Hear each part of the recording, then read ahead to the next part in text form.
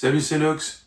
Tout d'abord, je vous souhaite une merveilleuse année 2026, la santé et plein de motos. Alors aujourd'hui, on va parler des valises aluminium. Que vous ayez n'importe quelle moto, n'importe quelle marque, n'importe quel modèle, si vous faites des road trips principalement routiers, c'est quelque chose qui va vous intéresser. En off-road, ça va plus être du semi-rigide, mais pour la route, le valise alu, c'est quand même top. Donc on va passer en revue un petit peu tous les fabricants qui existent, qui vont vous permettre de faire un choix judicieux pour vous. Donc il y a des marques que vous connaissez, c'est sûr, et il y a des marques peut-être que vous ne les connaissez pas, et peut-être que vous allez découvrir des choses. Et en toute fin de vidéo, je ferai une aparté pour parler plus particulièrement de la BMW 1300 GSA, et je vous dirai pourquoi. Donc si vous connaissez la chaîne, vous savez que j'aime bien classer par famille, j'aime bien trier. Donc on va faire 3 familles. Et la famille numéro 1, c'est ce que j'appelle les dinosaures. Alors rien de péjoratif, c'est tout simplement parce que c'est un concept qui existe depuis des décennies et qui n'a jamais évolué. Ça ne veut pas dire que c'est pas bien, mais on va dire que c'est pas très innovant. Je veux parler bien sûr des cadres tubulaires qu'on rajoute sur la moto, quelle que soit la moto, et dessus on vient accrocher les valises. Alors en premier lieu, je vais parler de Touratech et de leur gamme Zega. Donc il y a plusieurs couleurs. Alors plusieurs couleurs en général, c'est aluminium et noir. Et il y a également plusieurs tailles. Donc c'est des valises qui sont éprouvées, qui sont connues, qui sont de bonne qualité. Il n'y a pas de souci. Mais c'est les mêmes depuis des générations. Ensuite, on va trouver quelqu'un d'un peu moins vieux. C'est Lone Rider. Donc Lone Rider, ils font des valises qui sont très jolies, je trouve en tout cas, qui sont fonctionnelles, il y a toujours des accroches mollets pour pouvoir rajouter des choses dessus. C'est des valises de très bonne facture également. Après, ils ont décidé de se limiter en taille, donc ce sera du 37 litres. Vous ne trouverez pas plus gros, en tout cas aujourd'hui, chez Lone Rider. Ensuite, il y a Ebco et Becker, connu aussi, bonne qualité aussi, plusieurs couleurs et plusieurs tailles aussi. Un peu moins connu, il y a Bactec. Ensuite, on peut citer Holland ou encore Outback Motortech et enfin Helpig qui ont la particularité de faire des valises de toutes les couleurs, assez flashy. Il y en a pour tous les goûts, il y en a même des roses. Donc il y en a d'autres, 8 c'est déjà pas mal, ça permet déjà de faire un certain choix. Si vous avez envie d'avoir un cadre tubulaire, quand même il faut le dire relativement moche, à demeure sur votre moto. Maintenant on va parler de la deuxième famille, que j'appellerai les innovants. Ça veut dire des gens qui ont pensé un petit peu autrement. Premièrement, il y a Shad. Shad font des valises. La particularité, c'est qu'elles s'ouvrent latéralement. Alors, on aime ou on n'aime pas, mais en tout cas, ça a le mérite d'exister. Et ça vous permet comme ça d'ouvrir la valise, même si vous avez un énorme top case.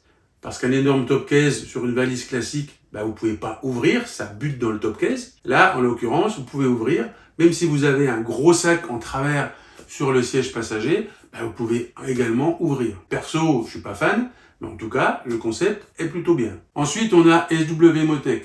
Donc SW Motech, depuis de nombreuses années, ils ont un système également tubulaire, mais qui se démonte en 30 secondes.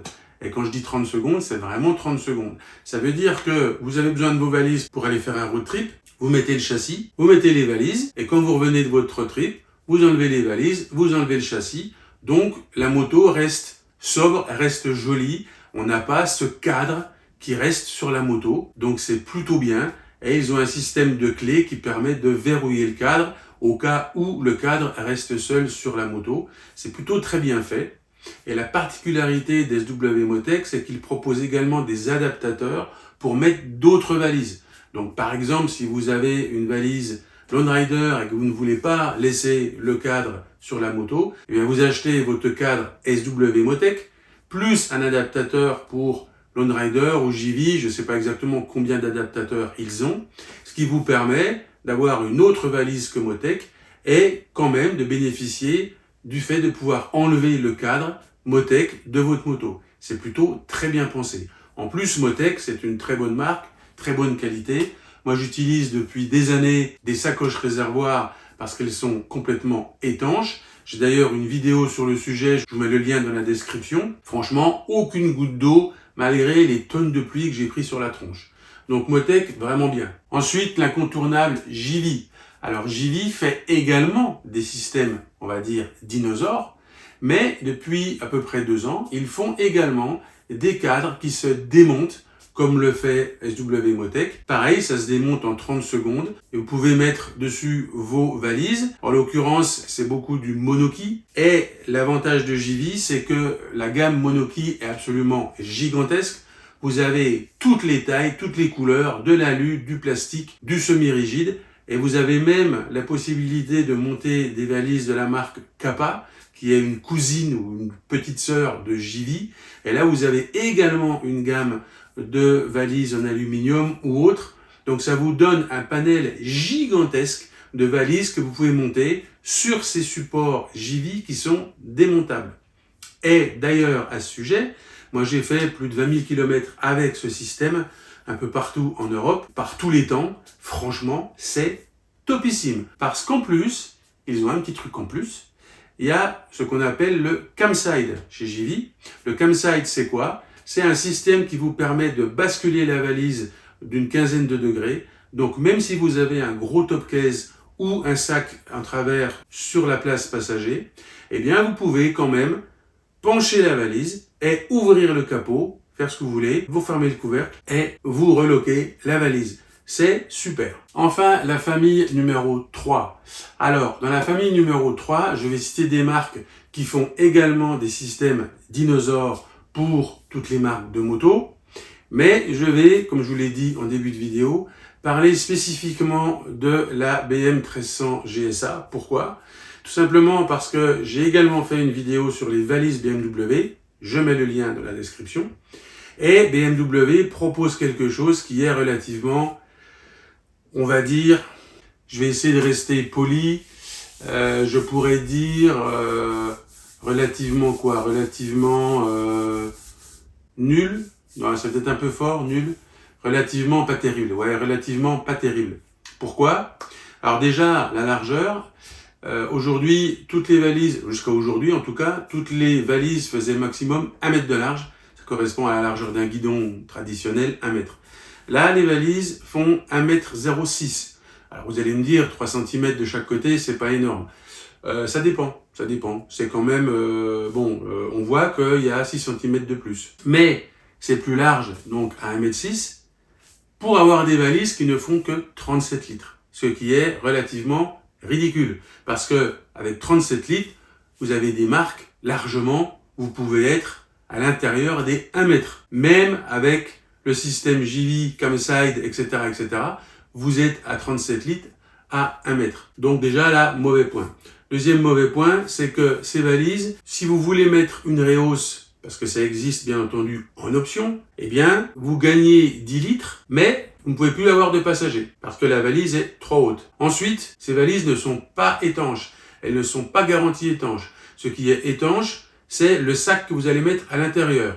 Bien entendu, en option. Donc, moralité, si vous voulez une capacité assez généreuse de 48 litres, je parle de la valise de gauche, la valise de droite, c'est à peine moins. À cause du pot d'échappement, il y a 1 litre de moins ou quelque chose comme ça. Mais bon, 48 litres, mais il faut le sac et vous ne pouvez plus avoir de passagers pour la modique somme de, je sais plus ou moins 2500 €, qui est le double de tous les autres qu'on vient de citer. Je m'excuse, mais il y a un problème.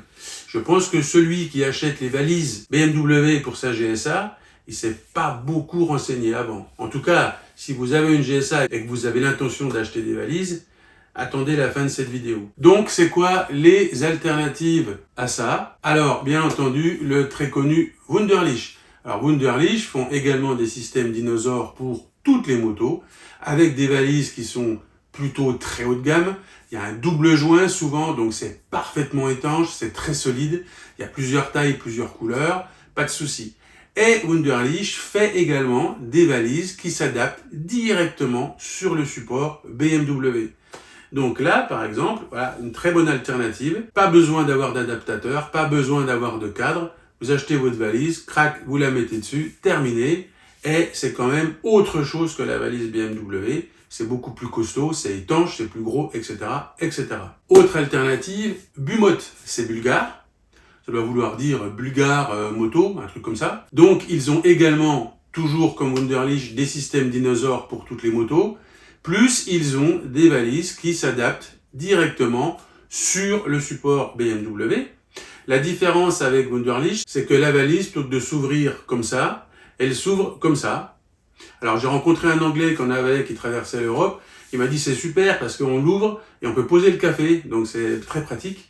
Par contre, on ne peut pas avoir un gros top case, sinon on peut plus fermer la valise. Mais bon, ça existe et c'est plutôt pas mal. Ensuite, on a Unit Garage. J'adore le look, je connais pour les échappements. Eh bien, ils ont également des valises. Alors, ils ont une seule taille, une seule couleur. C'est noir et 47 litres. C'est plutôt bien. Très bonne qualité chez Unit Garage. Et là aussi, on peut directement l'accrocher sur le support de la GSA. Ensuite, un petit peu en avance de phase, je vais dire Lone Rider. Alors, on l'a vu, Lone Rider fait des systèmes dinosaures. Très bonne qualité, très bon look. Il faut savoir qu'ils sont en train de travailler sur une valise qui va s'adapter directement sur le support de la GSA. Ils l'ont annoncé, ils ont dit 2026. Alors on ne sait pas si c'est début, milieu ou fin 2026, mais en tout cas c'est dans le tuyau. Et ils vont arriver avec cette valise. Alors elle sera forcément de bonne qualité et jolie. Par contre, elle ne sera qu'en noir. Bon, perso ça me plaît. Mais elle ne sera que de 37 litres. Lone Rider ne veut pas, pour l'instant, aller à plus que 37 litres parce qu'il vise toujours du off-road, donc faut pas que ce soit énorme. Et enfin, je termine par le meilleur pour la fin, en tout cas, à mon avis, le meilleur, c'est le polonais Abduro.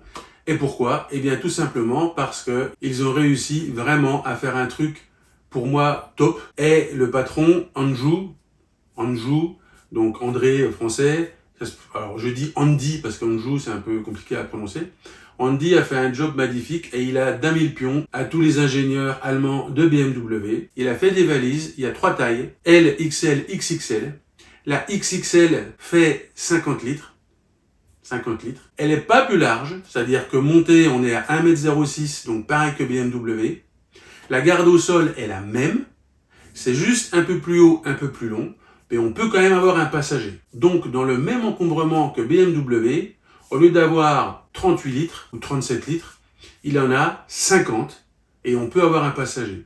Déjà, rien que pour ça, bravo, parce qu'aujourd'hui, pour moi, c'est la plus grosse capacité qui existe avec la possibilité d'un passager. Deuxièmement, il a plusieurs couleurs dans le sens où il y a de l'alu et du noir, mais il y a également une version spécifique noir où même les serrures sont noires. Donc au niveau du look, je trouve ça plutôt pas mal. C'est le seul aussi à faire ça. Deuxième bravo. Troisième bravo, il propose également les barillet BMW, donc à bien sûr paramétrer en fonction de votre clé. Ça veut dire que valise top case, vous n'avez qu'une clé, c'est la clé de votre moto. Et avec, vous ouvrez également les valises et le top case. Donc je ne vais pas aller plus dans le détail parce que avec tous ces bravos, eh bien, je veux faire une vidéo dédiée sur ces valises Abduro qui pour moi aujourd'hui sont le meilleur compromis pour une GSA. Donc d'ici quelques semaines, je ferai une vidéo dessus.